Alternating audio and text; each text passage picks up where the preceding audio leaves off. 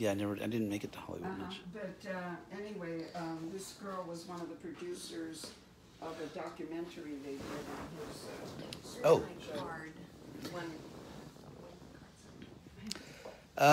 Hi. Psychodelicate. That was very clever. It's very clever. Psychodelicate. Thank you. That was good. You got that one, before someone else got it. Yeah. Psychodelicate. Is that you? Uh-huh.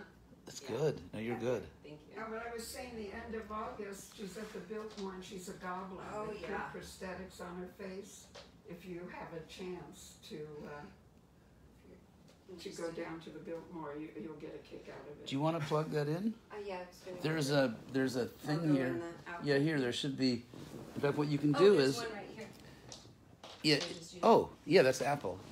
Does that Although work? I have a long cord. This is a good spot for me right here. Okay, great.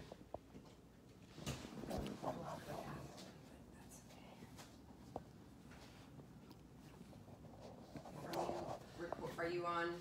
Yeah, I'm sort of live, and then yeah. It's going in and out or something? No, I think it's more in than out. You want to hold it, Sichuan?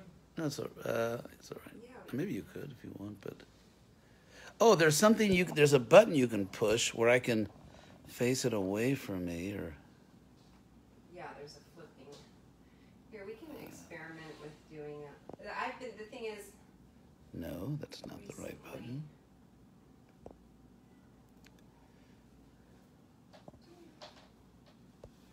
I'm wondering if one of the starting points might be good to talk about the intentional communities he's started around the world.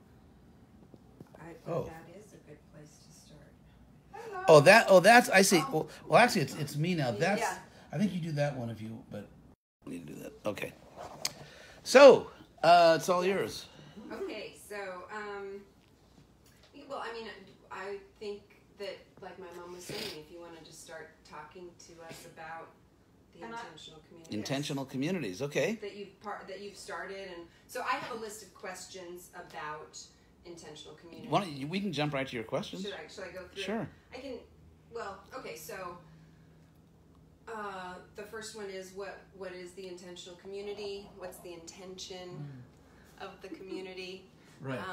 And how are you going about achieving, fulfilling on that intention? Right. Mm-hmm. Well, simple sort of like sociology 1A. Mm-hmm. I mean, an intentional community is to give sort of the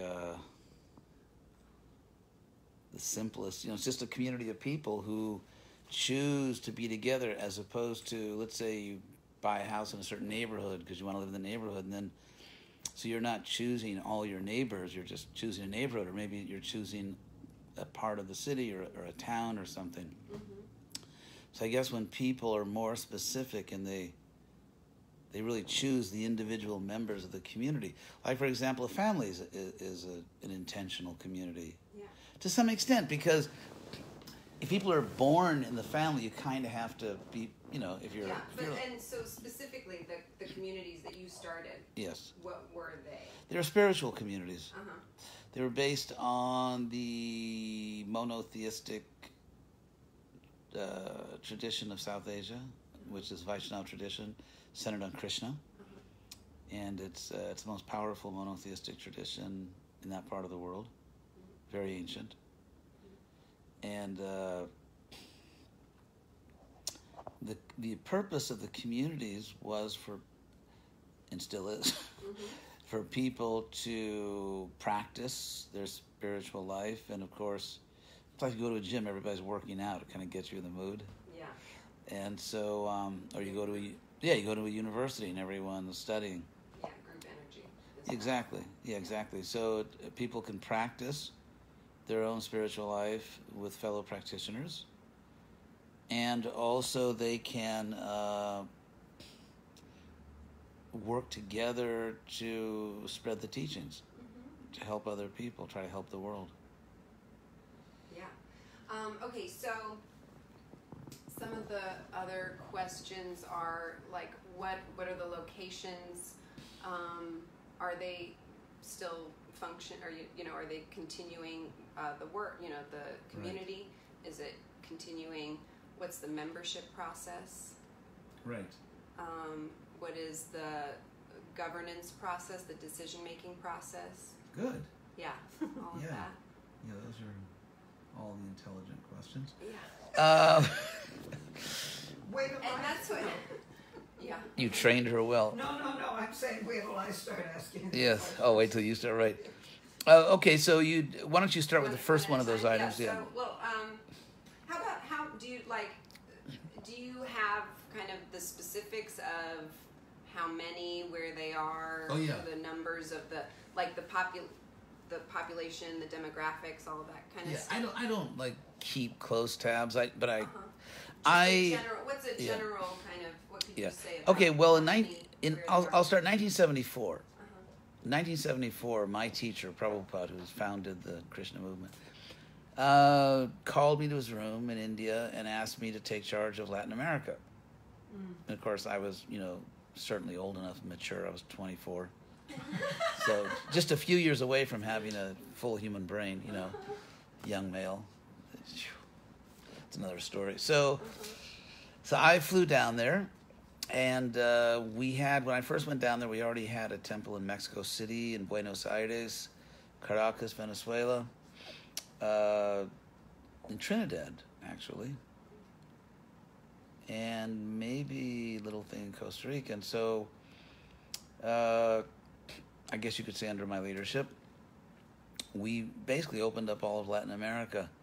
And we opened up Brazil and opened up, over a dozen centers in Brazil, all the main cities of Brazil, and then many other additional centers in Mexico and Chile, Bolivia, Paraguay, Colombia, Ecuador, and other centers in Venezuela. Yeah, do you want me to pull that a little closer for you? Whoops. Just the cord's not drawn. There you go. Were you told where to go? No. I just bought a big map of Latin America, and it came with a little guidebook with all the main cities. And I just thought, let's go for all the great cities of Latin America. Could you do me a favor, because I have some auditory processing difficulties. Could you pronounce his name? Oh, Prabhupada, my teacher. Yeah, right. Here, Prabhupada. Prabhupada. Did That's I right. say it correctly? Yes, Prabhupada. yes. Did he tell you to go there and just... Yeah, in his own way. He was born in 1896 in East India, so in his own gentlemanly way, he basically told me to go light it up. So that's like, wow, to go to another country and to create all of that. Were you guided, do you feel, to places and people? Oh, absolutely. That just showed up, sort of like was the right person showing up at the right time? Yeah, because we live within a universe in which God or Krishna is always present, and the purpose of our life is to understand more and more, to realize directly that God or Krishna is in our heart, and that he actually controls the universe. Not in a deterministic sense that we have no free will, but that, and especially when you're serving God, we take sort of everything that happens as for a purpose. And so it really was a case where it's like one of those sci-fi movies, one of my favorite genres, by the way. It's That's a fun fact. That's entertainment value. Yes. Yay for sci-fi. So That'll be a good line. where someone they take some pill or something happens, and their brain expands, and suddenly there's millions of movies like that. A couple of them even actually worth watching. And so it was like that. I organized with no previous experience what became the largest publishing house of books on India and Latin America, in both Spanish and Portuguese. And I had to organize its translations and editing and printing, binding, shipping, and then distribution. And this is from, some kid from LA that never, ever wanted to do anything to do with business. Mm-hmm. It's just like, I was totally a humanities guy. Wow. So, yeah, but it was a gift. I mean, it was a gift for which I'm very, very grateful. And then later I took charge of other areas, Europe and Greece, Florida, the American state of Florida, and, just different areas, because I was, actually still am, on the governing body of this sprawling international movement. So that brings us to one of the questions, the governing process. Yes. So there's a trust or a governing body, or what? I guess I was kind of like a cardinal.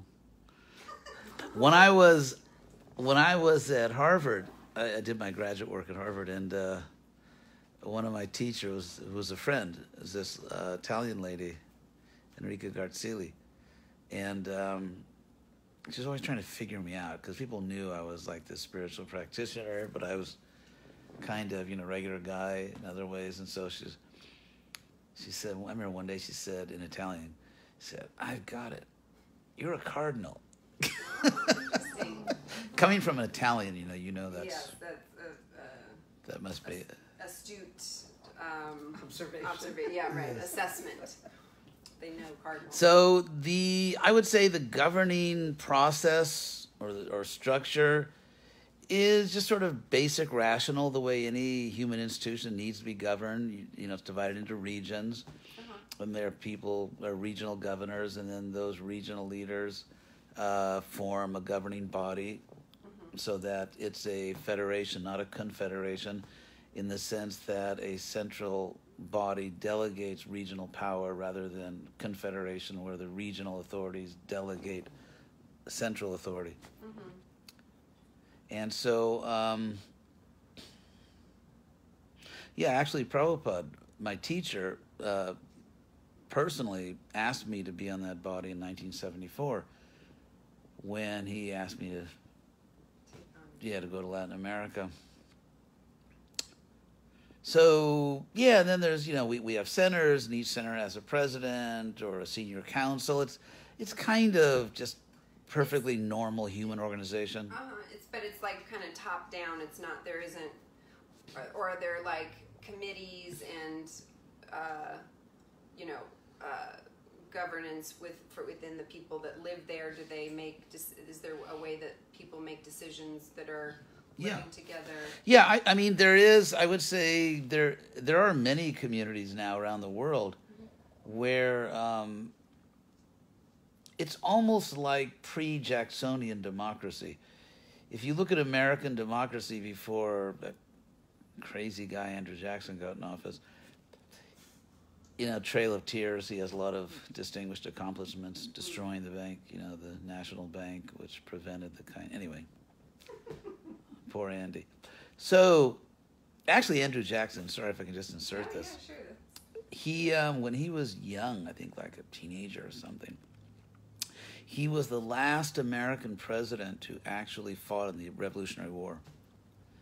He was a teenager, and the Native Americans slaughtered his entire family, like mother, father, all his siblings. So to put it mildly, it was like the rest of his life was payback. Yeah, wow. So, but anyway, why did I bring... so anyway, in pre-Jacksonian American democracy, the Electoral College had real power in the sense that each state would select the people they thought could best represent them, and then they would meet and choose a president. And so, now going back to ISKCON, Krishna movement governance, for example, in a particular region or in a particular city where there's a center, if the local people, especially including senior people, men and women, if they're really unhappy about something, they are going to be heard. And that's... So there is the idea that, which is just entirely practical, you can't just shove things down everyone's throat. So right, it's not going to work. yeah. Yeah. And so local, and I think the general mood is whenever possible to accommodate local preferences, unless there's some very significant reason not to. And there's channels for people to be heard like that. There are. And I wrote a 60-page essay a couple of years ago, which was kind of academic, which sounds kind of pejorative, but it was sort of giving an analysis of the way ISKCON or the Christian movement is governed and making a very strong critique. It was in terms of, I brought in issues like philosophy of law and political philosophy and et cetera, and the history of the movement, and showing that, well, in sociological terms, you asked for it. I know, where I'm like, Go ahead. all the details, every detail. Of course, before you ask questions, you should tell me what prizes I can win if I get the right answer. Oh, I didn't know there were. Well, he can be the guy that smiles and points to the prizes. Okay, yes. So, Is it possible? like Is a- it possible to read that that you're? yeah, I can just give me your email and I'll send it to you. Okay, great. Oh, how wonderful. Thank you. So, sociology of religion 1A. I mean, one of the... May I pause you for 1 second? Sure. I am going to look at doing Some water? Facebook Live as well. Yeah, go ahead. But I think I might need to be on the Wi-Fi. Oh, Is the that Wi-Fi is 2035G. Boy, now I'm telling the whole world, right? Oh my God, Uh-oh. everyone on the planet's going to know my... Mute, No, that- can you mute yourself? that's all right. You're going to give the password away? Because probably the people listening on Facebook aren't going to invade my apartment and use all my bandwidth. Right. We can hope. I have questions after she finishes this. Yeah, sure. You need the password? No, wait, remind me, what is it again? 2035G. Uh-huh. Here, do you want to just put it in? Yeah, Rather it's than just my cell phone announce number. it. Hi, everybody. I actually know Francie. smartphones now. Oh, Here's oh, hi. Amy, my mom. Nice to see you. And Is here's it okay to Leon. be- Hi, There's Leon. Thanks, Leon, for bringing us all together. And should we say the way Leon great. came to us? I don't know. Should we? Thank you. So in the sociology of religion, Max Weber is one that first developed these ideas, and he's like the founding father of sociology of religion. Max? Weber, Weber. He's German, so it's Weber, Weber. He pointed out that if you study the history of religions are typically founded by what he called charismatic leaders. And he used the word in the Greek sense of charisma, with a K, which means basically someone that has a divine gift. Charisma is kind of like a divine gift, so that someone is speaking on behalf of God, or God is speaking through that person, or some other powerful divine being. And so when someone has that gift, that the divine speaks through that person, or a goddess, or whatever, that's charisma, and that person is a charismatic leader. So what he pointed out is that in the history of religions, in the first stage, the first generation, when the charismatic leader is still alive, typically the followers take that leader as a supreme authority, because, I mean, God has the last word. Mm-hmm. So if God is speaking through someone, who cares what the government says? Who cares what your family says? Who cares what... So you get that type of absolute devotion, absolute loyalty, because this is God speaking through that person. Mm-hmm. And that is the glue that holds the community together. Mm-hmm. Now, there's a problem. The problem is, I mean, first of all, there's a problem if the leader is exposed as not quite as divine as people thought, and then things can fall apart. Or let's say, yeah, go ahead. It's up above there. Yeah, switch. Let's say, for example, the leader is not exposed in some scandal and actually passes away, still revered, then the leader's gone, though. And so when you have a community which was all held together by the authority of someone that's not there anymore, then what happens? So Weber looked at that, I think, very objectively, and what needs to happen is that the community, in order to survive, needs to somehow find a way to channel that leader's authority into structures that don't die. In other words, let's say the teachings, we have to follow the teachings. And if it's really going to survive as a movement, that charismatic authority has to be channeled into an institution, some kind of structure. It's like, typical example, Francis of Assisi, who, to say the least, was kind of, what's the word, unique. You know, wandering around Italy naked, sleeping in the cold, and he's Francis of Assisi. So even during his lifetime, actually, his followers kind of, I hope politely, removed him from the management structure of his own order, the Franciscan order, because he was just a little too out there. And they didn't want to go around naked and sleep in the freezing winter. They actually wanted a roof over their heads and maybe even a fire in the hearth. And so the Franciscan order survived because they sort of took his inspiration or his charisma and channeled it into a religious order which was organized and sustainable and perhaps more doable by normal humans. And so then, of course, the issue is that people, the followers or the members of an institution, must continue believing that the leaders of the institution or the institution itself is transparently, or somewhat transparently, representing that leader, that this is what the leader really wanted. Because if you don't see the institution as really embodying that divine gift of the leader, then of course people desert the institution. So I wrote a paper explaining that this movement, which is quite large now, needed to further develop what Weber might have called rational authority structures. That because there's a governing body, but the members of the governing body cannot imitate the charismatic founder and just say, you got to do this because I know what God wants.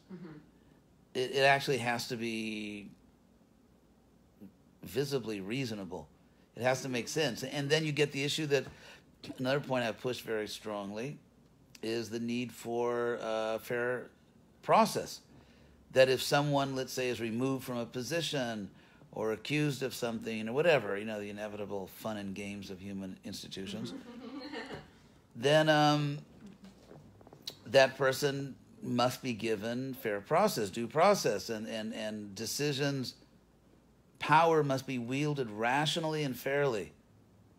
And it cannot be wielded unfairly and irrationally simply on the plea that, we're representing God or we're representing the representative of God. And so that paper is all about that. It's about, it goes into all kinds of issues, like I said, of social, political, and legal philosophy and the sociology of religion and so on, and I made my case. So you came to the right guy. Yeah, it's great. Thank you. All right, I want to give you a chance to ask a question. Well, I'm always fascinated as how somebody initially comes to something and then sustains it. For example, as long as you have sustained it and as long as Leon has sustained it. There was a television show that was on recently called The Path. I don't know if you heard of it or not. And it addresses a lot of the issues about, there was a charismatic leader, everybody thought he was great, they followed all of his rules and regulations, and then later they found out that he did some pretty horrific things. and but they were kept secret by the original people that Typical. involved in that. It's a good show because it really. I'd like to see that. Is that on Netflix? Might be. It's Called called The The Path. Path. Yeah. Uh-huh. I'll look for it. And then the people that took over, and the people that a young person that came as a young man who got violated by the leader. Yikes. Became those so believing in the ideology of it that even though the leader was not a great person, his desire for what the ultimate the promise of the promise would salvation be, kind of feeling. Uh-huh. I would say that I was really saved from that kind of nonsense. I had a really good mother, and I had really good parents, and I'm just sort of by nature rational. I mean, I think I try to be spiritual, but I'm also quite rational. May I ask what your parents were involved in? They're Jewish. Yeah, but what was their field of work? My mother, when I was at home, before I went up to college, was a housewife. And then when I left, she went to work in UCLA Medical Center and rose very rapidly till she was managing the pediatric ward at UCLA and voted the top employee at UCLA for the year, and got all kinds of honors from the governor and the chancellor and everything. So I'm very proud of her. But she was smart. I mean, she was a very good mother. And my father, and also my own nature. I mean, I'm not gullible, and like when I hear stories about Ponzi schemes and people losing their inheritance, it totally baffles me. Right. Because I would never, I mean, it's obvious to me that no one has the authority in this world to tell me to do something that's immoral or illegal or stupid and or harmful. Harmful to me or harmful to other people. No one has the authority to tell me that in this world. Would you say that as a child you had a propensity towards spirituality? I did. Religion or anything? I did. I did, but I always liked to understand things. I needed to understand things. When at a certain time in my life, when I was 19, I think, and I took my, my obligatory tour of Europe as a college student, and went to the Arctic Circle, went to North Africa, went everywhere in between, and after all that, I concluded that I sort of came to a decision that ultimately the real point is try to understand God, because ultimately no system of thought could be complete. No one could really claim to understand life unless you know the source of life. And I was not looking for like a mystic experience, like I did this meditation and I saw lights or I saw this or that. I mean, I was totally uninterested in that. I needed a rational, comprehensive explanation of everything. I needed a rational roadmap that made sense. I wasn't looking for just like an experience. I was looking for an understanding. And you weren't probably looking for a group to identify with? Not at all. I had lots of friends. Thank God I had lots of friends. And no, I wasn't lonely.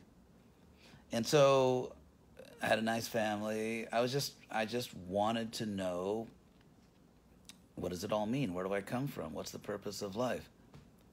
And it seemed to me that getting all jazzed up about some career before I even know who I am was putting the cart before the horse. Wow. How wonderful. Yeah, so I was looking for knowledge, understanding, and it had to make sense. I wasn't looking for a cult leader or just kind of, carnival miracles and stuff like that. So how did the meeting happen? What led up to your first experience? Okay.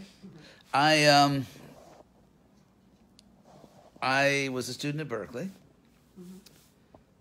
right at the time in Berkeley, and I was out in the streets and all those demonstrations. What year was this? I went to Berkeley in January of '67 and was there until 1970. And my brother and I were on the front page of the Oakland Tribune in the middle of a riot. Oh, yeah. It's a picture of us.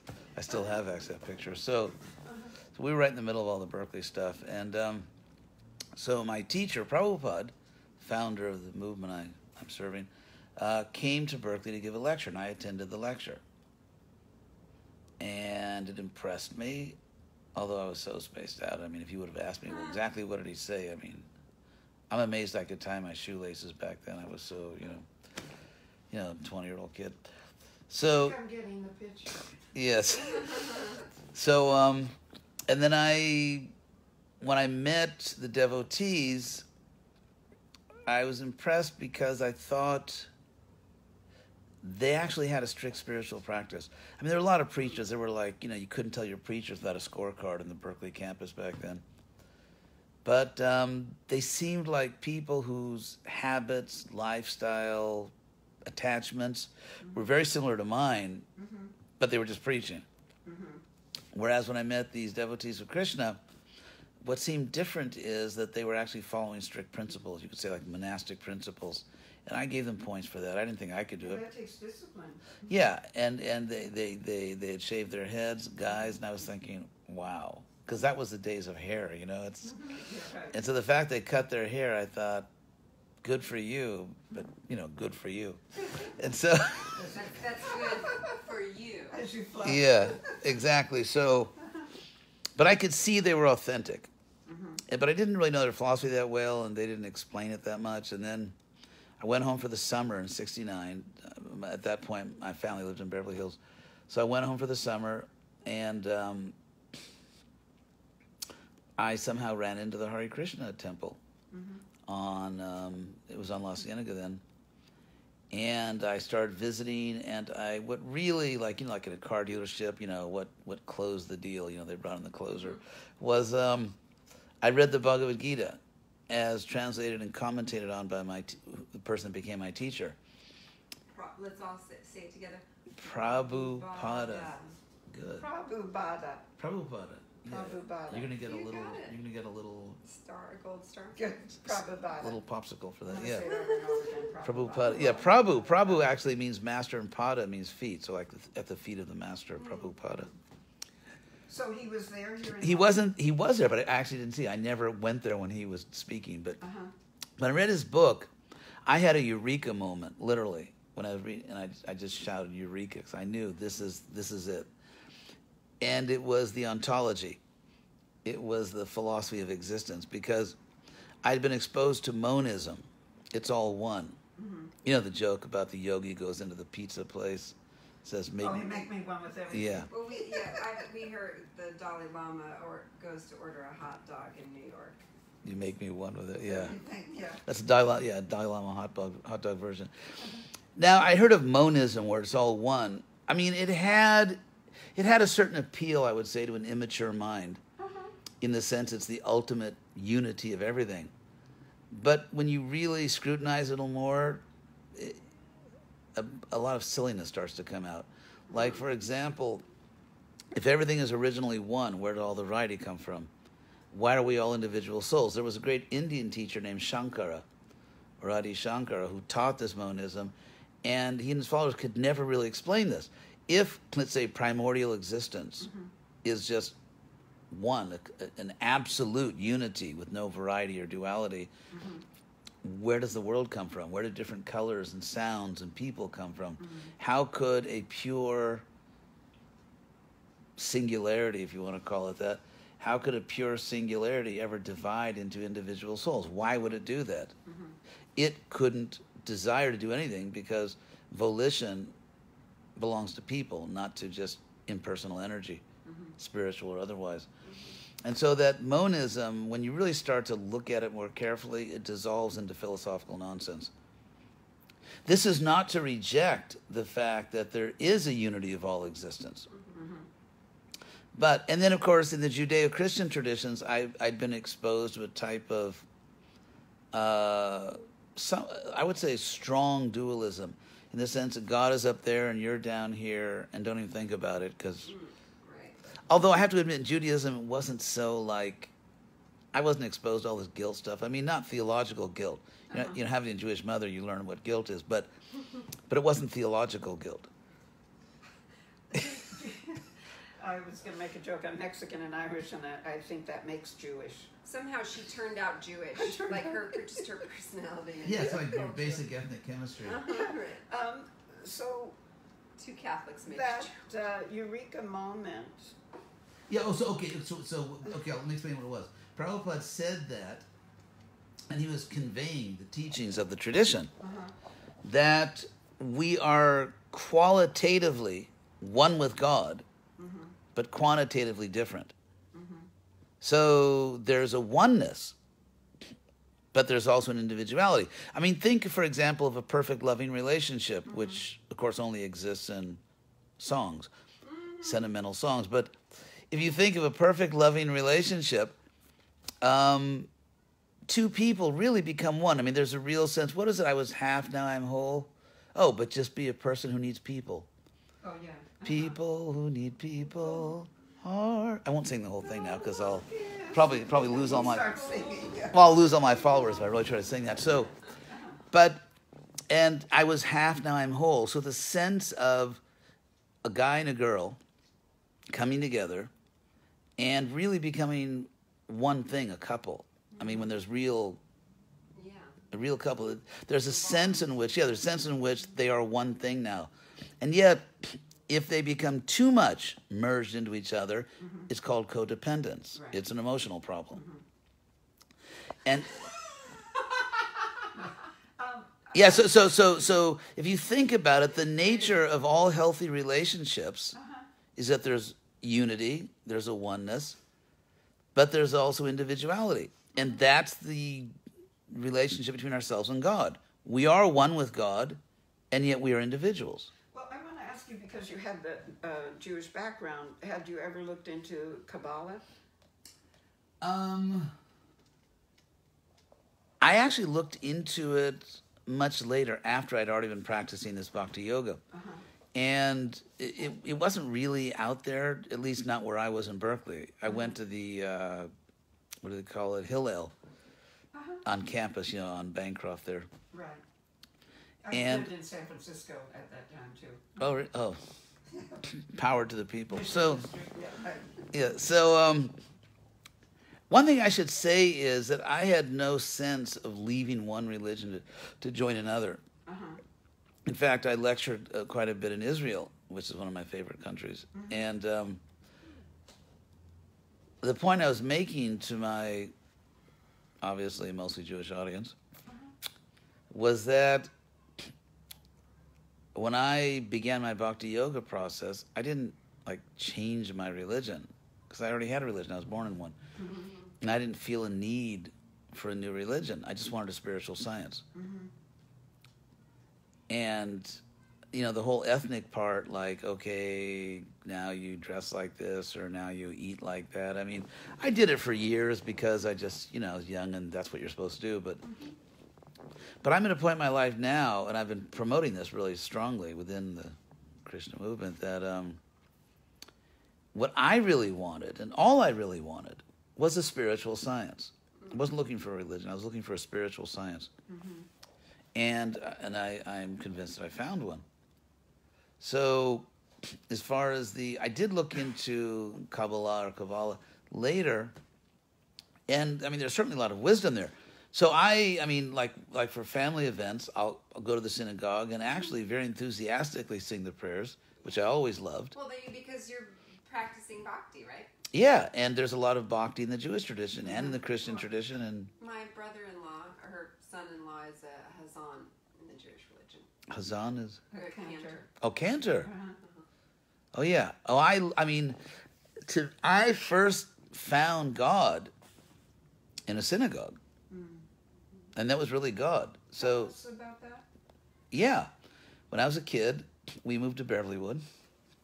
I was about 8 years old. And, of course, my parents joined a local synagogue, which is Mogan David up on Pico near Beverville. And actually, when I went to Israel and I said Mogan David, they all started laughing because it's actually Magen David. and which means the So is shield. that how everybody in LA pronounces it? Mogan David. Oh yeah, in Mogan America it's David. Mogan David. Mogan.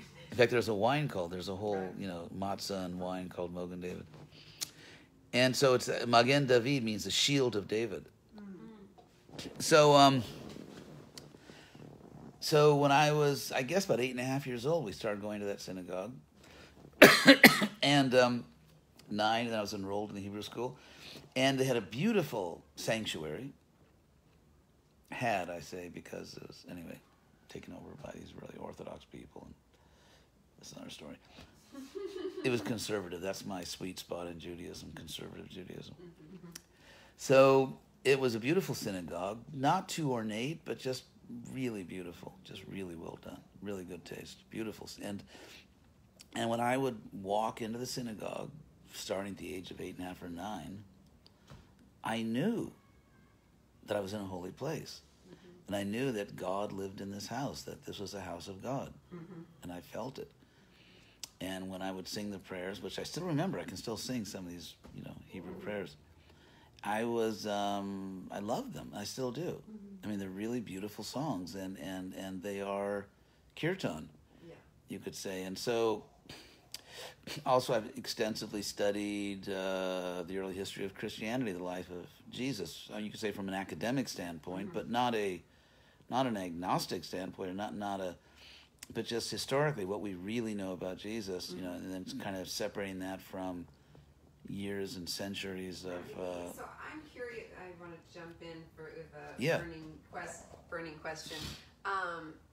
The conversation about like the similarities between Krishna and Jesus and Right. what the different I don't know things that people say about that. I was curious. Okay. I think what's that? Your Are viewers. you enjoying holding that, or do you want somebody else? Oh, to hold it for a while? I have. Is that a great enjoyment? Oh, actually, as you could. Yeah, I can hold it. Yeah. I'm just wondering how. Let me just 1 second. Do you want to hold it? Yeah, I can hold Yeah, it. sit right here. Make sure you hear. I'm going to do that thing so you can see now. Over here, you can. Yeah, now you're seeing me, right? Yeah. Okay, so you can see what the audience seeing. Simple answer. I think you'll get to the truth if you just take seriously what Krishna and Jesus said. Right. If you take them both at their word, you'll end up where you're supposed to be. Jesus said, he was the Son of God. Or sometimes, alluded to his being the Son of Man, or there are various epithets which the meaning of which really comes from the Old Testament. And that's why if you look at the Gospels, they're constantly doing what's called proof texting. And that is arguing that Jesus fulfilled prophecies and descriptions in the Old Testament. And typically the language will be, Jesus did this because it was said that someone would do that. And whenever the New Testament says it was said, it means in the Old Testament. Or Jesus said this because it was said that someone would speak that. Yeah. So whenever the New Testament says Jesus did or said something because it was said, it means the Old Testament.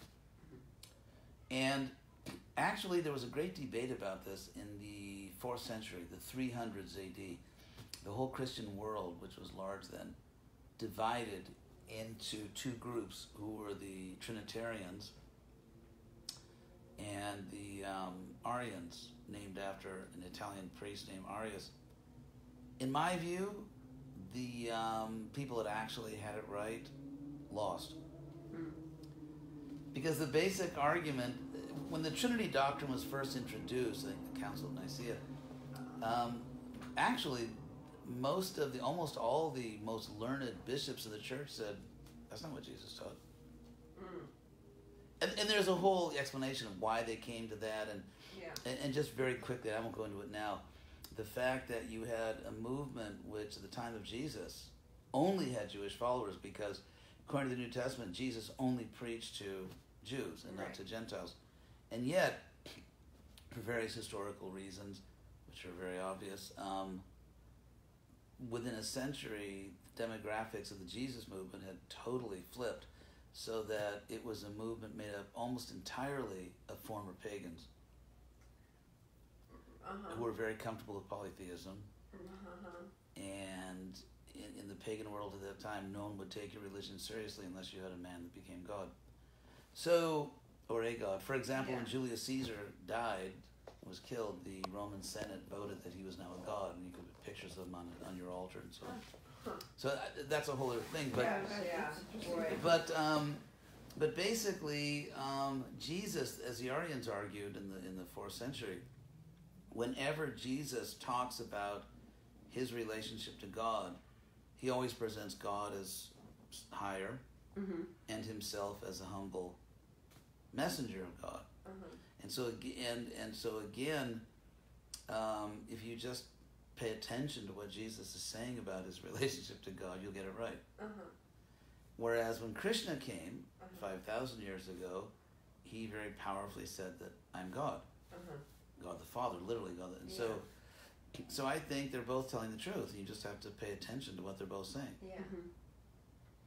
Got it. Yeah.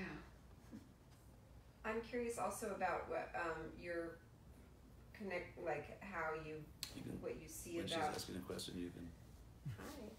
Hi. What you see about the connections with Buddhism, and I practice Vipassana meditation, and I get a Vipassana. Yeah. Yeah. I actually taught Buddhism at the University of Florida in my course in history and religions, so therefore I know everything. No, but well, or a good amount, or a time, or a little. Yeah.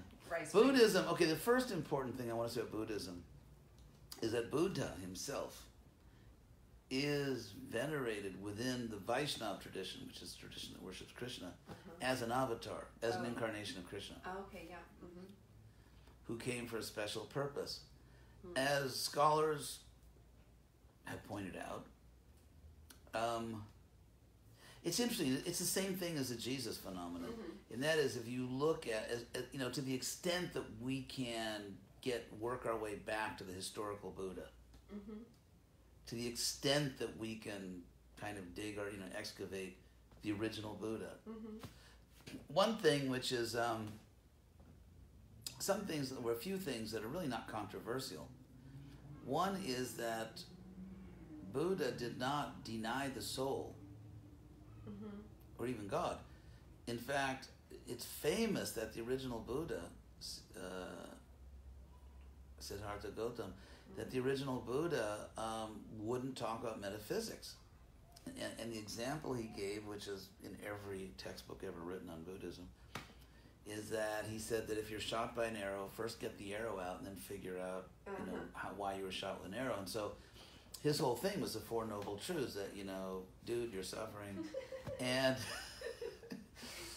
the reason you're suffering is because you're just not doing it right, because you have a selfish life. And so if you live right, if you live properly, you won't suffer. If you give up your selfishness, you won't suffer. Your, egotism and all that. And the way to do that is basically join us and, follow, right thinking and right this and right that. And so, interestingly, the second sermon of the Buddha, we're talking about, they had the grand opening in the deer park, all kinds of, probably giving out little kitty treats and everything. They had the grand opening, like Buddhism is launching. I have to see like the little gift bags like you get in a fundraiser these days. So then the second sermon, that means that's like, we're still in the grand opening phase. This is like launching of Buddhism. And the second sermon, which historically has been called the Sermon on the Non-Existence of the Soul. And when I taught Buddhism, I would always read this, because it's only a couple paragraphs. It's very, you can read it in a few minutes. The most interesting thing about the sermon on the non-existence of the soul, is that Buddha never says there's no soul. He actually uses what is called in traditional Christian theology the via negativa, the negative way, which means you sort of take away everything which is not the truth, and what's left is the truth. So he asks questions like, is the physical body the soul? No way. Are the senses the soul? No way. What about the material mind? Forget it. And so he goes through this checklist of all the, like, your physical and mental features. None of these are the eternal soul. The end. And, it's interesting that the same checklist, like, am I this? No way. Am I that? No, you're not this, that. Like, taking away all the coverings of the soul is found in the Upanishads, which are not at all atheistic. And so, Buddha did not deny the soul. But what happened is, and this gets into the whole issue in the history of religions, that the charismatic leader leaves. And another problem when the charismatic leader leaves, whether it's Jesus, whether it's Buddha, or to some extent the Hare Krishna movement, is that because the whole movement was built around the personal presence of this person, when the person passes on, which always happens, it's tempting to kind of mythologize the leader to compensate for the lack of the personal presence. And so Buddha got kind of like worked up beyond all recognition. He never would have recognized himself in his movement. And when you get to Mahayana Buddhism, it's really over the top. So, I mean, we can go into the whole history of Buddhism in India, where it started, and then what happened, all the different historical phases in India, how it went east, East Asia and everything. But suffice it to say, and this to me is really telling, and this is the same move that was pulled by the early church, interestingly, is the Christian church. Yeah. Is that by the time you get to Mahayana Buddhism,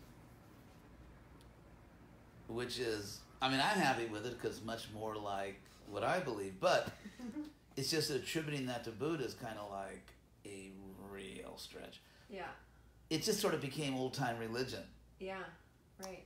None of which Buddha actually taught. So, but what's interesting, they had, the Mahayana Buddhists had to explain why Buddha, the original Buddha, didn't explicitly teach these things. Because, like, no one's going to say when he was actually here in the world and, traveling around Northeast India, he taught these things. So what they said is, same trick that they pulled in chapter 14 of the book of John, that, well, he would have taught it, but basically unfortunately, his early followers were knuckleheads. And so it's interesting because there's this one follower named Sariputra, who was he was the intellectual of the early Buddhist community. I mean, the first generation that actually lived with the Buddha. And he was sort of the philosopher among them. He was the smart guy. And yet, in later Mahayana Buddhism, he's depicted almost like this clown, like this buffoon. He's the butt of jokes. And so they had to really kind of denigrate the early followers of Jesus to justify the fact that Buddha didn't teach them Mahayana Buddhism.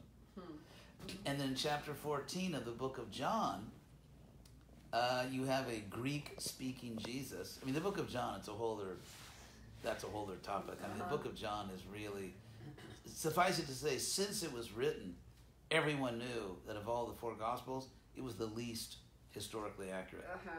It was the book that most was willing to kind of change the known history to make theological points. Wow. I'll give you one quick example.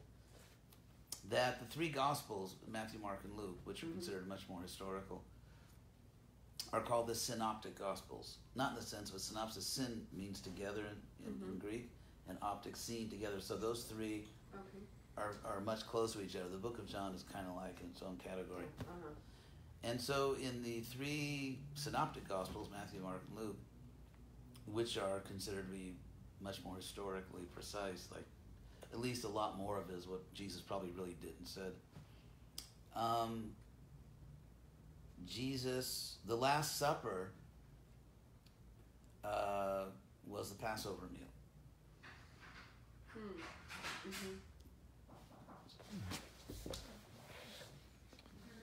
you want? Yeah, I'll take this. Oh, hi. Oh, God. My narcissistic urges are being awakened here. I'm seeing myself. Anyway. Okay, just kidding. Okay, so. Been a comedian if you didn't want to be this wonderful intellectual. Have to go into business with your daughter. So that's very likely what really happened. The Last Supper was the Passover meal.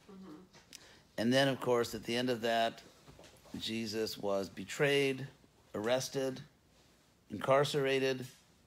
The next day he was tried, convicted, and executed, unless you believe he actually went to Glastonbury or Kashmir or whatever. But he was crucified, whether he died or not on the cross. So now the book of John is much less interested about historical precision. And to understand that, you also have to understand that in the classical, in the ancient world, what their philosophy of history was.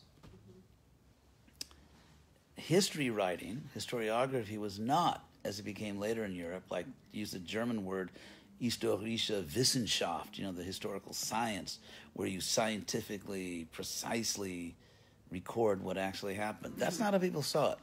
Like, for example, Virgil, the buddy of Emperor, the Augustus Caesar, he wrote the Aeneid, in which it describes the history of the founding of Rome by one of the Trojan princes who escaped from the war of the Iliad. And did that really happen? God, I mean, no one knows that actually ever happened. But it was a great story because at a time when Rome was rising and sort of displacing Greek as the center of that world, they needed to have a pedigree equal to the Greeks. So, Trojans, Trojan prince, so we're as ancient as you are. So in the same way, making moral points or the honor of Rome, or making theological points for Jesus, that's why you write history. You're not trying to precisely write down what really happened. Right. And so John, anyway, if you don't mind a little detail here. No, By the time John wrote his book, and that was the last one written, it was written several generations after Jesus, at least historical, and they had to deal with a serious problem, and that is Jesus was crucified. That's what? Jesus was crucified. That was a serious problem. Why? Because they were claiming that Jesus was the Messiah. And the word Messiah in Hebrew, Messiah, is a political and military term a lot of the time. And so the Messiah, the word in Hebrew means the anointed one. The anointed one in Hebrew, in the Old Testament, is the king. Not the preacher, the king. And so the original Messiah, the paradigmatic Messiah, is King David, who defeated the Philistines. In the Hanukkah story, Judas Maccabee, Hasmonean Judas Maccabee, Judas the Hammer, who defeated the Greeks, or at least gave them enough pain so they stopped bothering the Jews. He was a Messiah. Cyrus the Great, the first great Persian emperor, was a Messiah. Why? Because he defeated the Babylonians, who had taken the Jews in exile to Babylonia. He released them, gave them the right to go back to Israel, even gave them some money to rebuild their temple. So even that Goy, even Cyrus the Great is a Messiah. So all the Messiahs were military leaders and political leaders. Because the Jews, so a Messiah basically is someone that rises up from the ranks of the Jews when they're being oppressed by a foreign people, defeats the foreign power, and restores Jewish autonomy. During the time of Jesus, the Jews were very unhappy because of Roman occupation, especially because under Herod the Great, the Romans had a client king who was Jewish. It's like, just pay the taxes and you deal with your people. But then what happened when Herod died, his sons were kind of like these useless people. And they were quarreling, so Rome decided that they had to reclassify Israel because we can't trust anyone there. So they reclassified it as a direct Roman province, and they sent a Roman governor named Pontius Pilate, which is not what they wanted. I mean, it's just because it was a mess. So when Pontius Pilate took over direct management of Israel as a Roman, the Jews were really unhappy because it was like, it's Messiah time. Hey, everybody, it's like it's pony time, get up. It's like, it's Messiah time. Yeah. Because now we've got these foreign oppressors actually in Israel ruling us. So everyone was looking for a Messiah in the sense of a military, political leader. And the followers of Jesus claimed that he was the Messiah, which everyone in Israel understood to mean he's going to drive out the Romans. That's what it meant, to call someone the Messiah. But when Jesus not only didn't drive out the Romans, but was humiliated, because crucifixion was a way to not only kill someone, but humiliate them. Respectable people were never crucified. The Romans had much more elegant, respectable ways to execute people. Yeah, that's why he was with robbers. Yeah. So crucifixion was reserved for pirates, common thieves. It was a way to humiliate someone and kill them. Yeah. So when Jesus was humiliated externally, you could say, and just crushed, executed by the Roman state, the idea that he was a Messiah was, people thought, you're nuts. They thought, they literally, it sounded insane to them. And that's why the preaching in Israel, it was almost impossible to convince anyone. Paul took it to the Gentiles and basically took over the church. That's all their story. So, anyway, so they had to deal with this because they're saying Jesus was the Messiah, but he lost externally. Superficially, he was crushed by the state. He's not like David.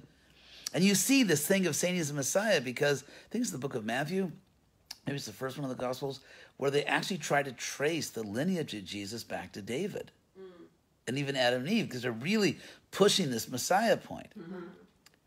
And so therefore, because everyone was objecting to calling Jesus the Messiah, they thought, okay, we need a crucifixion theology. We need to find some way to explain that he was crucified, but he is the Messiah.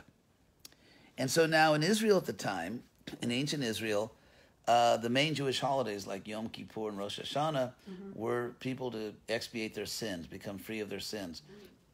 And the Jews believed, because consciousness is carried in the blood, you stop the blood flow, you go numb. They believed that somehow the soul, the energy of the soul is found in blood. And that's why for them blood was, in one sense, sacred. They would offer it. And that's why they don't eat certain foods, kosher foods. The blood has to be drained. And so the main process by which ordinary Jews at that point in the world would become free of their sins was by offering a lamb in the temple. Or other animal. Lamb was the better offering. And the blood of the lamb. So literally they were purified by the blood of the lamb. And so they came up with this idea, hey, Jesus was the Lamb of God. And his blood purifies us. So have you been washed in the blood of the Lamb? And so they just took the temple imagery and applied it to Jesus. Jesus is the Lamb of God.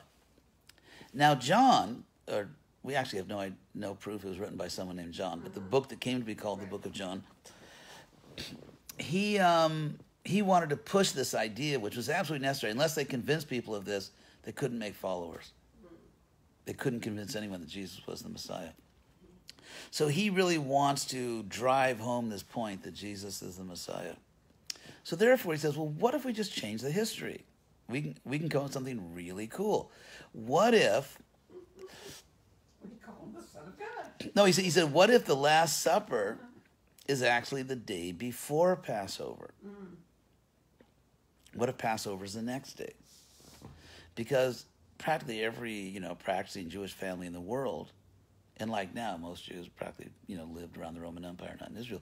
But what on that day, before Passover, every observant Jewish family kills a lamb for the upcoming Passover meal. So, John says, actually, Jesus was crucified exactly at the moment that every Jew in the world was killing a lamb. And that was God's lamb, and that was God's offering. And of course, I think there's serious theological problems with this. Jesus never taught it, of course, because if God is God, he doesn't have to make an offering. He's just and even Jesus, even during his life, he freed people from their sins, which is one of the main charges against him, by the way, before Pontius Pilate. He didn't say to people like the adulteress, wait a second, anyone got here like a little Boy Scout knife? I need to bleed because my blood is going to... He just said, okay, just, stop your nonsense, live right, and it's okay, you're forgiven. Yeah. He had the power to do that as an agent of God. He had power of attorney from God. And so John just has no hesitation to change the known history found in Matthew, Mark, and Luke, because it's so cool that the Lamb of God is killed just at the moment all the other. So anyway, so it's not historically. And interestingly, plus it starts out, there was just the last thing, and I sorry for all this, but at that time, among the Stoics and other Greco-Roman intellectuals, the pagans, you got to love the pagans. Anyway, so why am I holding this? Oh, yeah. Oh, you got to do something? No. Okay, 1 second. I was just waiting for you to... Oh, okay. So there was this very popular idea among classic Greco-Roman intellectuals, which I think is basically true, and that is that God, among other things, is a supremely, infinitely rational being. And when he creates the world, he invests or imbues the world with his own perfect rationality. And it's therefore in our mind, because we're creatures, and when therefore we can study the world scientifically, because that rational part of us, which is divine, discerns or discovers the rational nature of the creation. That's why you have so many. Now, the word they used for that divine reason was logos. And that's why you have physiology, geology, biology, Right. because it's the logos of... Ontology. Yeah, exactly. It's the logos of all these different aspects of the world. So that was very popular, and I think it's actually true. But so whoever wrote the book of John, Greek-speaking, he has a Greek-speaking Jesus that does puns in Greek, a language Jesus didn't speak. And so... John Yeah. creates a Greek-speaking Jesus. Yeah. Uh-huh. I mean, all the Gospels are in Greek, but he has Jesus doing puns in Greek, which aren't puns in language Jesus actually spoke. I see. So you know that he's right. He's creating his own stuff. He's really massaging the text. And so it's interesting because he starts out his book, he's consciously trying to appeal to kind of like educated people in the classical world. He's trying to interest them in Christianity. And so therefore he begins his book by saying, in the beginning was the Logos, which is translated the Word. But it's actually in the beginning was the Logos. Now, so here we have like a Jesus who not only speaks Greek, but is also kind of doing riffs on, pagan philosophy, and it's just really not Jesus. So, in the beginning was the Logos.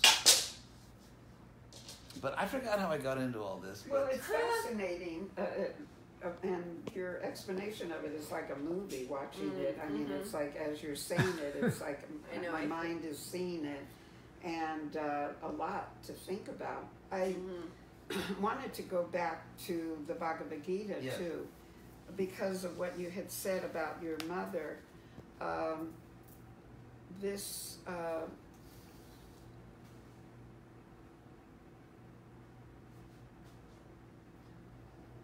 So on this page, let's just see where it was.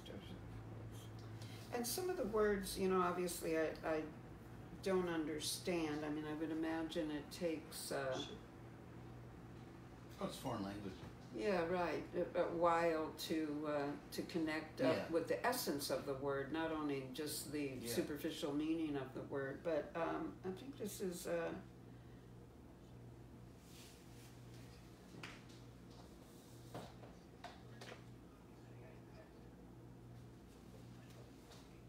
¿Tienes que ir ya? Sí, tengo que recoger a la devota. Nos vemos después. How much time do you Oh, a few more minutes. Is that okay? You have more questions? Yeah, go ahead. Yeah, I mean, I think I would love to get back to briefly, just to kind of, so going over again the intention of the Krishna community, of the communities. Yeah, sure. Is spiritual study or work. Yeah, or spiritual ask for- advancement, spiritual practice, and then and also teaching, helping others. Sharing and Exactly. educating, like developing cosmic consciousness, or yeah, we would say Krishna, or God consciousness. God consciousness. And because I guess in our worldview, the cosmos is kind of just like a Your phone Oh, my phone is over. recording. oh, Okay. yeah, the cosmos is kind of a small part of the, Right. of Yes. the whole Right. picture. Yeah. Yeah. But The infinite, eternal. yeah, just trying to do our part to make the world a better place. Not that we don't have wonderful, pure spiritual leaders right now in America. Joke. Yeah, I know. Yeah. I told you you should go You into are comedy. funny. Yeah, that's a good one. A couple of questions that I wanted to find this, but if Alea had a question, but in the early days of the Krishna devotees, there was a lot of excitement and dancing and singing in the streets. And I feel that we need that now more than ever, but I don't see that anymore. They just had a big festival at Venice Beach. No, I know that. Yeah, there is that. I believe what I've been pushing is a project called Krishna West. And the idea is that we should bring that joy and all that, but I think we should do it in a way which is not so exotic. In other words, if you look at the history of religions, obviously if we go out to teach or present something, it's because we think, hey, there's something that you don't know about that would make you happy. So otherwise, why go out? So there's always something new, otherwise you don't teach. You don't teach what people already know. At the same time, I think we have to allow people to identify with us at a certain basic level. We can't be the totally other, the totally exotic. Meet people where they're at. Exactly. And, I mean, the way I'm dressed, for example, I'm not faking it. I just... So you like polo and khakis. Yeah. That's what's comfortable for you. Yeah, it reminds me of Jan and Dean. And so, yeah, it's kind of, I grew up this way, and I do not feel more spiritual when I wear Indian robes. It's just, to me, it's just cloth. This is cloth, that's cloth. It's like, I don't think it's about cloth. I think it's about your consciousness. Yeah. So I think that the Krishna movement needs to really meet people halfway and just minimize the differentness, because the things that we can't avoid because they're just core principles are already so different than regular life. What? Like what? Well, to start with, the simple idea, taken very much more seriously than it is normally in the world, that we are actually eternal souls. And there's a lot of poetry and songs and the soul, but I mean, really taking it seriously. That I'm an eternal soul. This body, whatever kind of body I have, gender, race, ethnicity, size, age, blah, blah, blah, it's not me. It's the vehicle you're using. It's a vehicle, and that's why identity politics, I think, is so destructive of everything good. Because rather than, you see, to me, both sides of the political spectrum are nuts. Because on the left, they're like balkanizing humanity. I mean, rather than saying, look, everybody, here's a higher platform, we can all unite here. It doesn't matter your gender, your race, your ethnicity, because in a more important sense, we're all one. So instead of appealing to a higher unity, it's like everyone against everyone. Every little ethnic and racial and group is that everyone is fighting everyone else to get their piece of the pie. I'm right.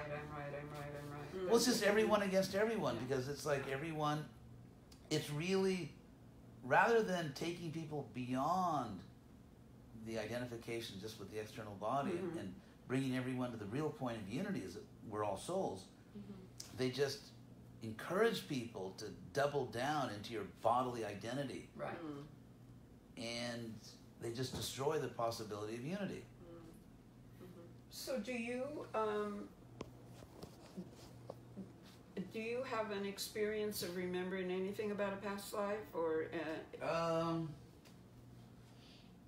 do I guess I'm so present and future oriented, like, that I just, I guess, to me, the whole purpose of my life is to get away from self-centeredness and, you know, and egotism and all that, and just to really try to serve. And so therefore, do I want to know what my past life was? Not really. Well, the book on chanting, I was reading that, and one of the Beatles said that your teacher had said service, being of service to service and serve, like 3 types of service. That he was, he said he was very humble, the Beatle that, John Harrison. George Harrison, yeah. John Harrison, we were talking about George Harrison. And that your teacher had said that his function was to be of service, to serve the servers, or something. Yeah, servant to the servants. Servant to, yeah, And yeah, we're all meant to serve each other, and if we're all serving each other, then we're all be taken care of. Yeah, we're all happy because no one's trying to exploit. Because the opposite of serving is exploiting. Yeah. Whether I want someone's vote or their body or their money or their adulation, it's all nasty. And how does that, what you're working on, the project, what does that look like? What's the formula? Well, we've opened up centers here and there in different cities around the world, and it's kind of new. It's just growing, and it's the same spiritual practice, same teachings. I didn't want to, I don't want to mess with the essence because then I void my warranty. So we're preserving the philosophy and the practice. It's the same that Prabhupada brought, but we're just saying you can practice bhakti yoga fully without having to become ethnically Indian. Or culturally. Yeah, culturally, ethnically. I mean, for example, Sanskrit. Sanskrit, though, is an Indo-European language. It's this amazing language. So we're going to chant Hare Krishna. We're not going to translate that to English because it's sort of a universal language. But well, also, I mean, so I don't know. Like, so I grew up studying Western mysteries, Kabbalah, Tarot, and we, I'm very interested in sound, frequency, and vibration, and how all of that mantra. Yeah. And so I think that there's probably truth and validity to that. Do you, of course. Yeah. Of course. Yeah. There's what the old philosophers called the philosophia perennia, the perennial philosophy. They had this understanding there is a universal truth that different cultures get at in different ways, but it's really getting at that same truth. For example, the truth that we are really eternal souls, not just temporary bodies. You find that everywhere in wisdom traditions. Right. And it's just common sense because people, throughout history noticed that your body's changing all the time, but you're the same person. So you say, if you look at our language as a key to our deep understanding, we say, I was a child, I was an adolescent, but it's a different body. It's not that let's say your child body just stretched into your adult body. Yeah. It's actually a different body.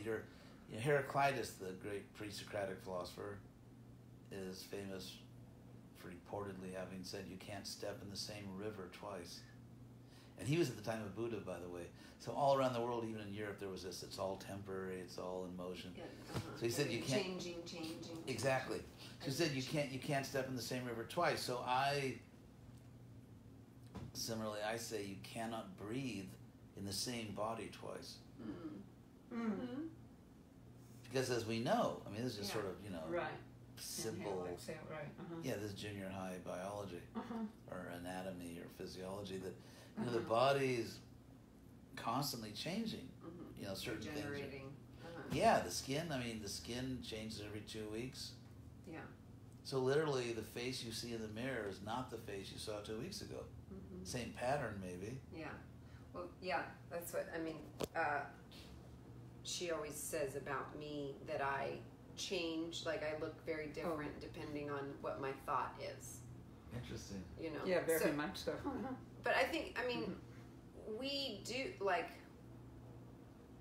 we, whatever we are, the soul, is also I mean, it's not changing, but there's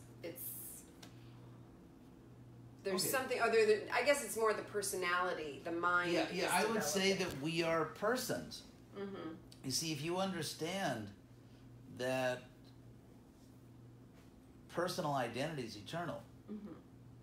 so that, let's say I'm in a Well, bed. so I have not understood that. Okay, let's go into that. Let's Well, understand that. To use the trendy phrase, let's drill down into that point. So Yes. I love trendy phrases. Oh yes. I try to use them. We're in the zeitgeist. Yes, try to use them as much as I can. So, Wait. Oh. As you. yeah, please, whatever you need. I also have popcorn. Should I start serving now the popcorn? Would you like popcorn? Whatever you guys want. No. It's what you want, really. You're the guest. Oh, I'm having. Well, you can take as much. There's also. I had some personal questions. I Yeah, wanted you to can ask take Yeah, as much sure. as you want. Recordings off. Yeah, of Yeah, course. yeah. Maybe we'll just finish up this. Yeah, no, yeah, absolutely. The And do you popcorn play is for you and your piano? I mother. do. One of the visuals that I saw, like in doing a more extensive interview that's a little bit more formalized, is you at the piano. You know? I do. Yeah, I do play. For years I've mostly played Baroque, Bach, and Handel. Uh-huh. And lately I'm getting kind of really modern. I'm doing Mozart and Haydn and things. To me, that's like really modern. Uh-huh. Some Beethoven. It's like, whoa. Wouldn't that be a nice visual of the In the camera future. opening up him playing the piano because people, well, Yeah. first of all, sound and color and all of that Yeah, kind yeah. of stuff. But Yeah, sure. just it like then you come out with all this amazing knowledge, and it's just Bhakti, boogie woogie. Yeah. yeah, it's really something. Actually, what I've been playing mostly, because it really relaxes me. Oh. And I'm my writing guru, because I'm finishing a novel. I would say is Jane Austen. Say it again. Jane Austen. Oh yeah. Uh huh.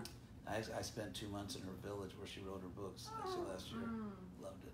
So I bought a book of the music from some of the best movies, the soundtracks, so that I've been playing that music. But Maybe before we leave, just 2 minutes. Or Yeah, something. yeah, sure. That would be nice. Uh-huh. yeah, sure. So getting back Okay. to that point, let's say, for example, someone has a fever, and they're sort of literally out of their wits, delirious. Then as the fever subsides, they start to become themselves again. Mm.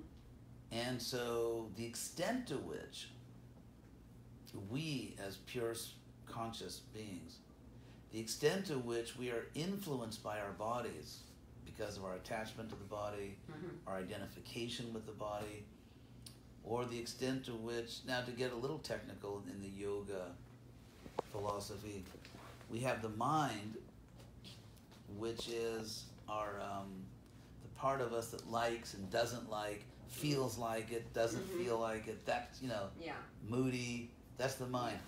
But the intelligence is above that. The intelligence is our pure rational faculty. And so, in fact, there's a book called the Yoga Sutras, which I'm publishing actually soon. I translated and everything, the commentary. And so, Oh, thank you. so the very first sutra, which actually the word sutra in Sanskrit is related to the English word suture, because sutra means a thread. Oh wow. And so when you just give like the absolute essence in as few words as possible, it's called sutra, like just a thread. And so, That's very trendy. The threads. yeah. So the very first sutra of the Yoga Sutras is, it says Ata Yoganushasana, now the teaching on yoga. That's the first thing, now the teaching on yoga. Now the teaching on yoga. Yeah, in other words, now where I'm going to give the teaching on yoga. And then the next one, the actual first teaching is, Okay, so like the first teaching is now the now. yeah, in other words, declaring now, like Right. the title of the book, Yeah. now the teaching on yoga. Okay. And then the next one is yoga's chitta vritti nirodha, the definition of yoga. Yoga means to stop the turning of the mind. The mind is turning away from the truth. It's like all over the place, And so when you control your mind and focus your mind on the real spiritual truth, that's yoga. And when that focus becomes completely mature, it's called samadhi. She took the Shivananda Yoga Teachers Training. I taught actually at the Shivananda Really? place in the Bahamas. Oh, wonderful. Yeah, they were always inviting me to go there, and so I a couple of years I went there and gave like week-long And seminars. she could sing in Sanskrit and do all that stuff. That's I mean, good. just like as if she had, been born into it. And in our home, we have, many pictures like this. That's good. Yeah, I had at 19. We had a Shivananda center down the street from our house, and so I took I went to yoga classes every day for a year, and I volunteered. Oh, good. And it was did karma good. yoga. Yeah. And So to get back to your question, vritti in Sanskrit, or the verb vartate, which we still have, by the way, in English from Sanskrit. Chitta, vritta. Yeah, yoga is chitta, which means consciousness or mind. Vritti, the turning. Chitta vritti, nirodha, stopping. Okay. And interesting, from that vritti, turning, of course, the stem form when you make verbs is varta, and from vritti, varta, and we have it in English still, in words like, for example, invert, revert, like to invert is to turn in, extrovert is to turn out, And veritat, like truth. that's a different word. Okay. Subvert, to turn under, subvert, invert, pervert, revert, to turn again to something, and so that vert in English is Sanskrit vart, and like vritti. So it's to stop the mind from turning away from the truth. Yeah. So therefore, when the mind changes, like all these different moods we have, sort of like Jekyll and Hyde moods and stuff like that, it's that's because the mind is still influencing us a lot. Whereas buddhi, of course, obviously like the word Buddha, so the word buddhi means your rational intelligence or your awakened intelligence. And so buddhi yoga, so you have that rational faculty, you have that intelligence, and that your rational intelligence is meant to govern your mind. It doesn't mean you don't feel, it just means you don't feel stupid things. So that it's like, for example, we have a government, sort of, and, well, maybe we should talk about state or local, I mean, anything but national. So, Neighborhood councils. Yeah, neighborhood They're council. doing their best, their darndest. yes, viva the neighborhood councils, los consejos del barrio. So the point is that it's not, hopefully, like fascism or tyranny. It's just the duty of the council or any government, state, local, whatever it is that you're free to do anything which is appropriate to do. You're free. It only restricts things that are inappropriate. And so when to say that your intelligence governs your mind or emotions, it doesn't mean it stops your feeling, but it just governs them in the sense of your own intelligence does not allow you to get into feelings which are degrading or totally irrational, self-destructive, or just harmful to yourself or others, or just really dumb. Yeah, and delusional or ineffective. Yeah, yeah. Like becoming attached to And really the wrong person. Clearly that's not happening Yeah. in our world. Yeah, like some really idiotic relationship that can do you no good. And so, and I'm sure, if you're over 13, you've had an idiotic relationship. So we all have. So the change, like the changeability, the fluctuations of your emotional states and mental states, if it's just going from, strength to strength, from one happy feeling to another, you don't have a problem. But if your mind sometimes takes you where you don't want to go, feelings you'd rather not have, and so on, it means that you need to strengthen your intelligence, your buddhi, your spiritual rational faculty. Boy, wouldn't that be nice to have something written in a way. Well, I'm going to digress for a second. When you had said, when I had asked you about why they isn't the dancing of the Hare Krishna and stuff, and you said it was. Oh, I'm pro dancing. No, I know, but you said it was too exotic or something for people to relate to. Yeah, I think the dress. I think that there's already so many things we're trying to persuade people of that are foreign to them. Yeah. So why not minimize the foreignness? No, I agree. Yeah, if something is not really essential, why just unnecessarily multiply foreignness? Yeah, no, I agree. So I found that thing. It says an increase of unwanted population. Oh, Varna Samkara. That's a non-literal translation of the Sanskrit, by the way. It's non-literal? Yeah. It certainly causes hellish life, both for the family and for those who destroy the family tradition. I'll give you an example then. I was just watching something today that apparently social science, real social science, says that children that grow up without fathers are something like 10 times more likely to end up incarcerated, 5 times more likely to have some kind of, I don't know, mental problem. So it's just, and there's a difference between kids that grow up in stable families and don't, is shocking. Some kids that grow up in bad families or broken families have great lives. And some people in good families have terrible lives. But still, the numbers are there.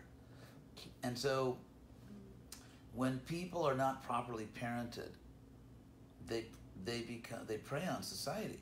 Right. So it's like, for example, let's say there's a river going through my land, and your land is just downriver from me. And so I throw junk into the river. Right. And so you're getting polluted water in your land, and I say, well, but it's my property. But the fact that it's affecting you means that it's not merely individual property, it's a social issue. Yeah. So when your behavior significantly impacts other people, then there are laws, it's social, not just individual. So if it turns out, as it does, that bad parenting severely damages society in terms of people being victims of crimes, people having to pay taxes for all kinds of programs for people that just, can't really do it themselves, can't do life by themselves. And so bad parenting exacts a really heavy price in society.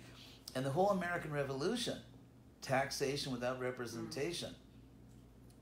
And therefore you have this, basically I think modern society is essentially deeply delusional on many different things. One of the delusions is that the sexual act is entirely a private individual act. Actually, it's not. At least not when reproduction is involved, either intentionally or unintentionally. Because if you reproduce and you bring a child into the world, then society has a rational vested interest in that child being parented properly. And not just like, oh my God, this person's, abusing their child, but even just, people who whimsically abandon their families or who, marriages break up. It's, there's a very heavy social price according to social science. And so I think on the liberal side, I'm not, by the way, a Republican, but on the liberal side, I think there's this exaggerated emphasis on individual rights, and relatively sort of they're sort of oblivious to social impacts. And so that's what Prabhupada was talking about. Yeah, and so taking an extension of that is that, what this society was founded on, like with the American Indians came and the Europeans came and decimated that population. Do you feel like what we're experiencing now with the current political trend, that it is like kind of stuck in our face of Karma? What's that? That karma? Yeah. Yeah, clearly the treatment of the Native Americans, to put it mildly, left much to be desired. And I mean, Native Americans, they also were not at all one like homogeneous group. I mean, they also committed different. atrocities against each other. Yeah. It wasn't sort of, you know, the native Eden or something. It was, you know, the Native Americans, some of them were very good and some of them were very bad, like everywhere else in the world. And there were many different cultures in different countries, Native American countries with very different cultures. And so, yeah, I mean, for one thing, in America now, there's the past atrocities and, for example, the brutality toward animals.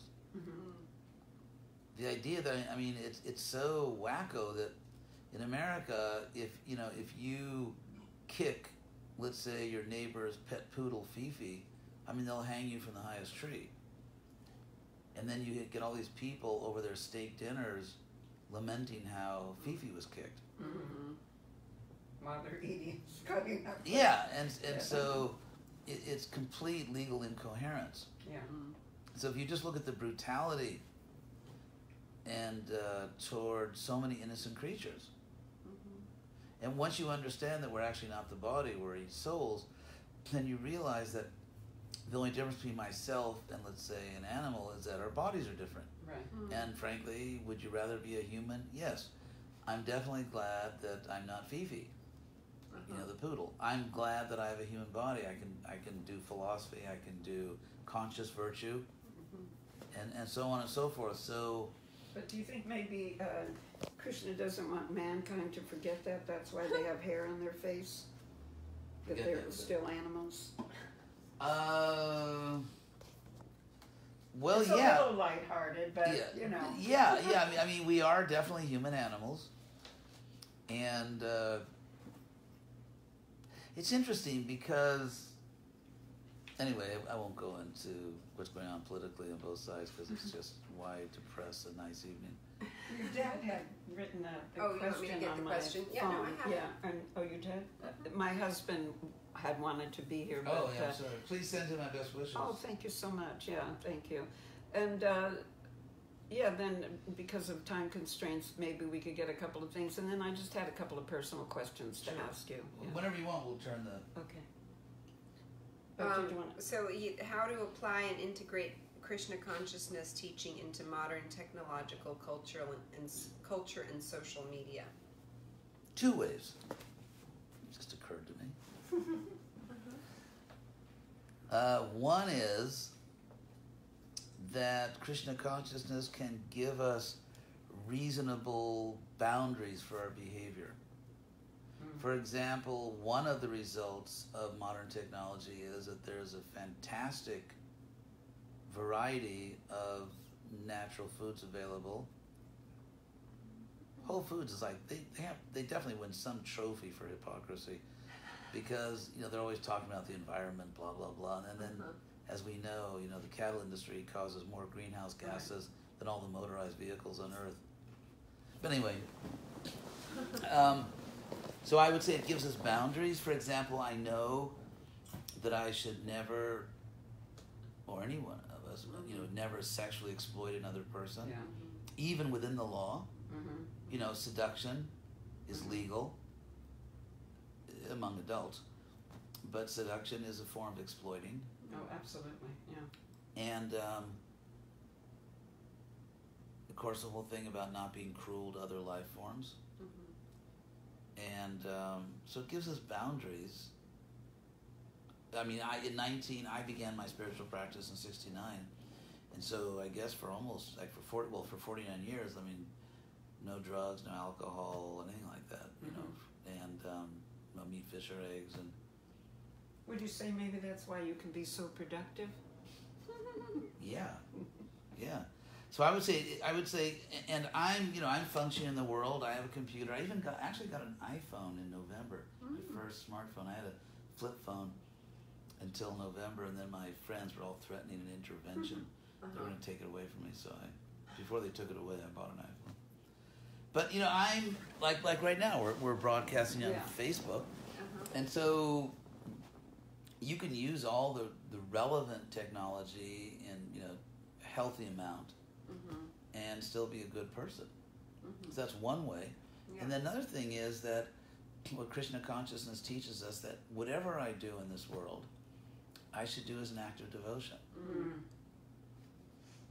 We both love that. Mm-hmm. Yes. Mm-hmm. Yeah. In service. Yeah. We should do in service. I remember when I was a kid, you know, my parents, they'd sometimes have their friends over. In those days, you know, we were a pretty wild group. There, you know, another couple would come over, they'd have coffee and you know, coffee cake or something. Were they, you know, that was like about as wild as it got in our Yeah. family. And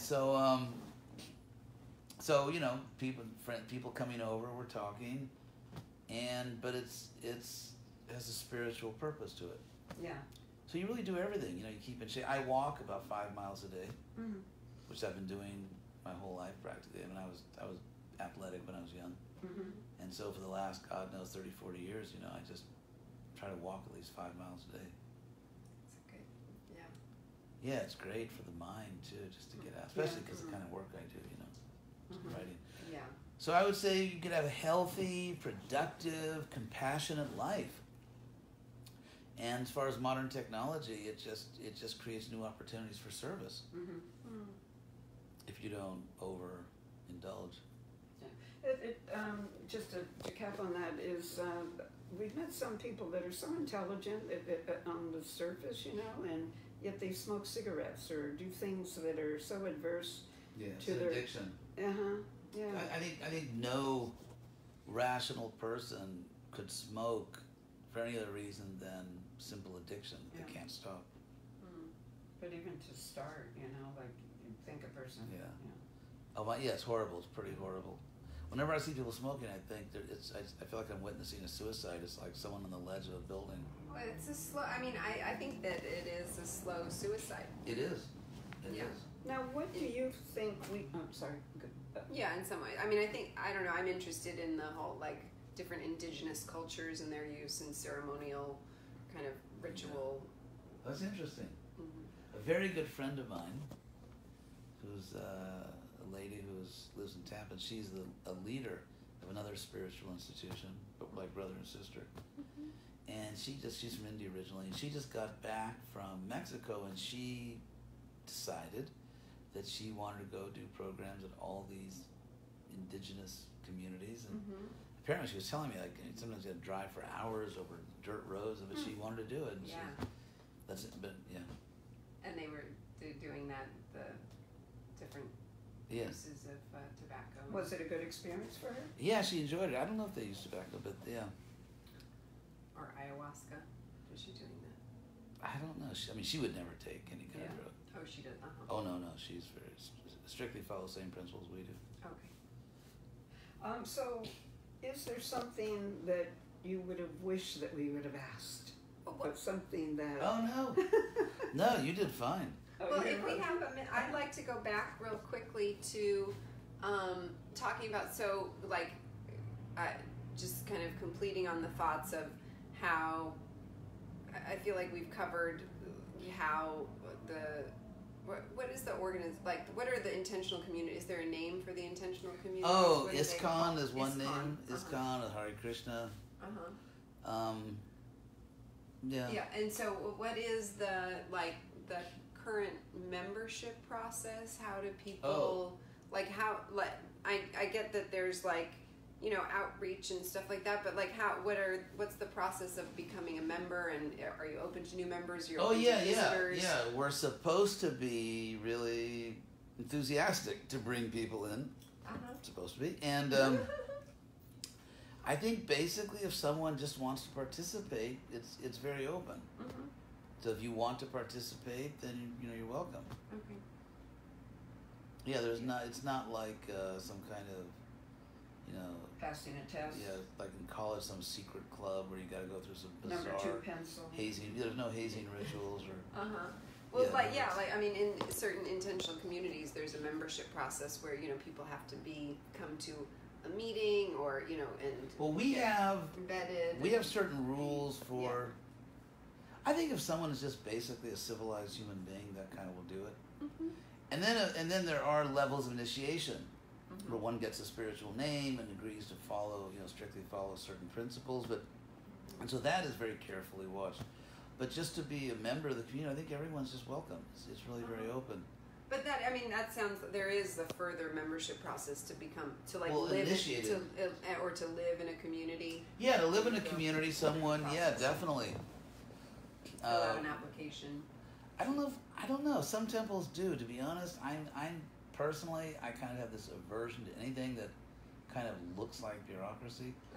But I don't mean to criticize people that have forms to fill out because, you know, based on some of the harrowing tales I've heard of people, what people did when they joined communities, it's probably a very good idea. Right. Yeah. So you know, when I was young and wildly enthusiastic or enthusiastically wild. I mean, I was a young guy and we'd open communities. Yeah, come and stay with us and you can sleep here and join. And we were like... And everybody's welcome. Yeah. Although people had to follow the principles. Like, for example, someone could never get away with, let's say, like smoking in a community or any kind of drug or liquor. Meat. Oh, God, no. Yeah. I mean, if anyone did that, they'd be out in a second. Yeah. So I'd say to live in the community, one would have to strictly follow those principles. 4 principles, which are no, you know, meat eating or fish or eggs, no gambling, no drug or intoxicant or liquor or anything like that, and no sex outside of marriage. And so let's see, one more question. I kind of feel like you already talked a lot about this, but like what works and what doesn't work for the communities that you are part of. Good. If there's anything else, I mean, because you've already talked about that a bit. To use an expression from Jane Austen's time, that is a home question.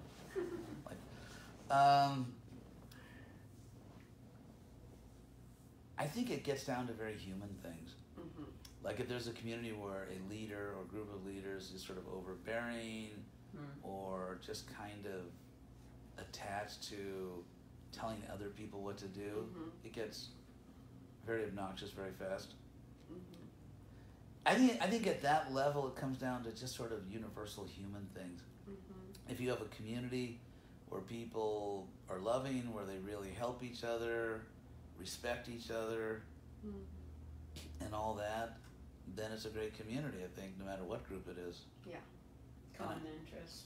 Yeah, and I think a community in any religion or any political or social or cultural entity, you know, you get people who are just, they just, you know, don't do well with authority. And you get, on the other side, you can have a reasonable authority and just someone that just resents any authority.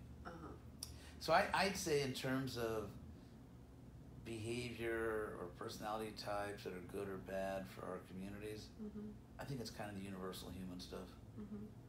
Yeah. There was some, I mean, I feel, so I think we could go on to like more also like structural stuff, you know, the way, what you were talking about a little bit earlier, the paper that you wrote and looking at what could work better in the organization. Wasn't there Well, I always am in favor of... Oh, making it that like what we were talking about, the dance, you know, and the cultural things and making it more accessible. Yeah. Same basic spiritual practice, same teachings, but just not exoticizing it unnecessarily.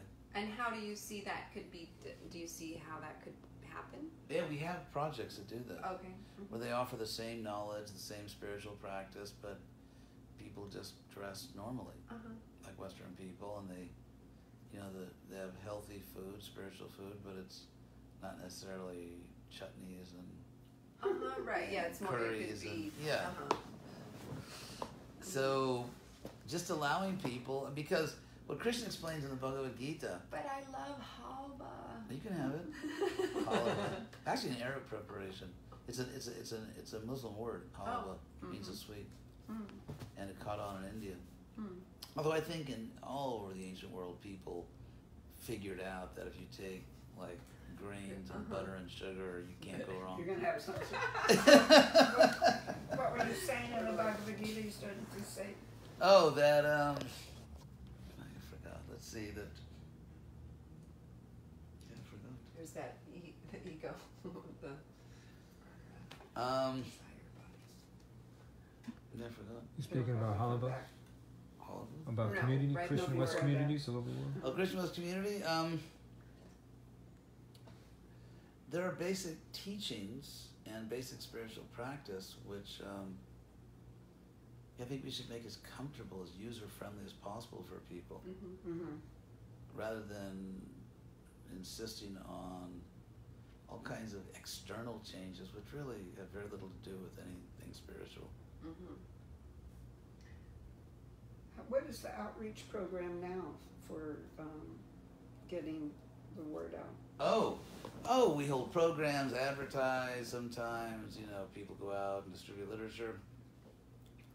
So I guess it's all the normal things that you can do if you want Or people to. come from Airbnb and stay at someone's house and. Yeah, planned. He was a total He was a plant. You were so targeted. Yeah, what they knew. I'm interested in the dance. Is there any dance that is non-Indian culture? Oh, dancing I think Or is kind singing, of. or I is mean, that mostly. well, dancing typically do kirtan. It's that 1, 2, 3 beat, dun, dun, dun, dun, dun, dun. And so it's It's freestyle kind of just. it is freestyle. Uh-huh. Yeah, we don't. It's Just not highly regimented. Uh-huh. Although it's interesting, in Eastern Europe and Russia,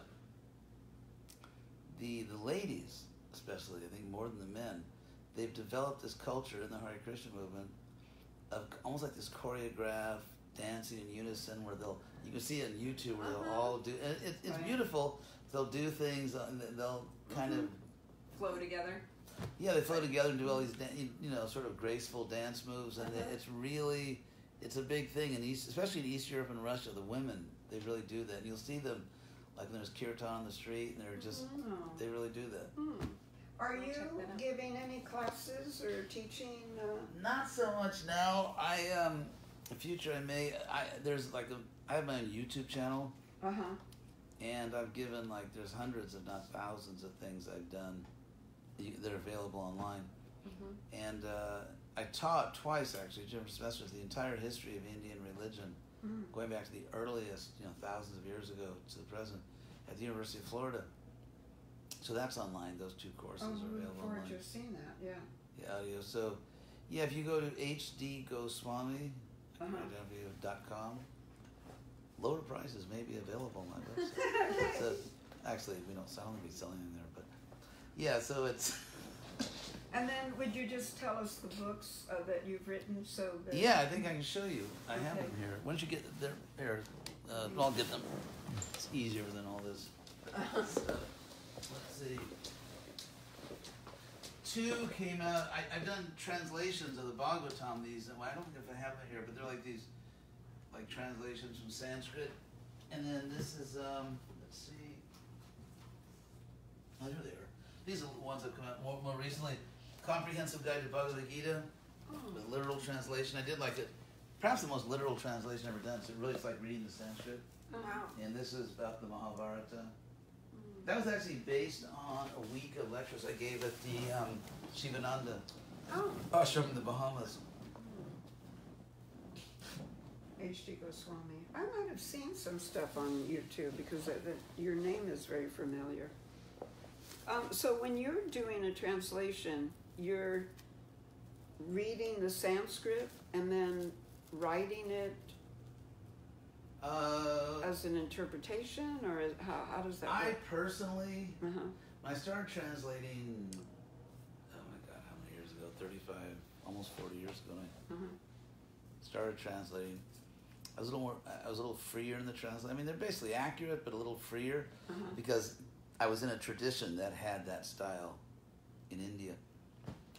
But as I translated more, I gravitated just naturally toward a much more sort of Western literal translation style, and I came to really enjoy that. So for the last so many years, when I translate, especially like this Gita thing, I really try to make it as precisely literal as possible, so that the reader it's like, you know, it's like if you knew Sanskrit, this is what it would sound like.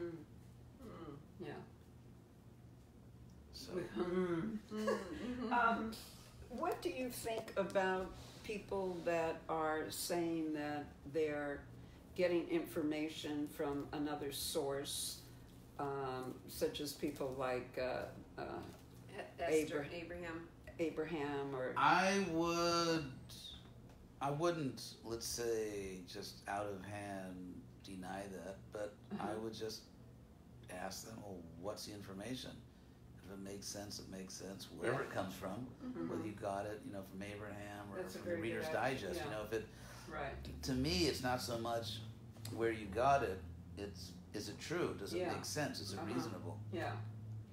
Wherever you got it. That's great. Yeah. Yeah. Because one might just say, no, you didn't get it from Abraham. You know, how the hell do I know if you got it from Abraham?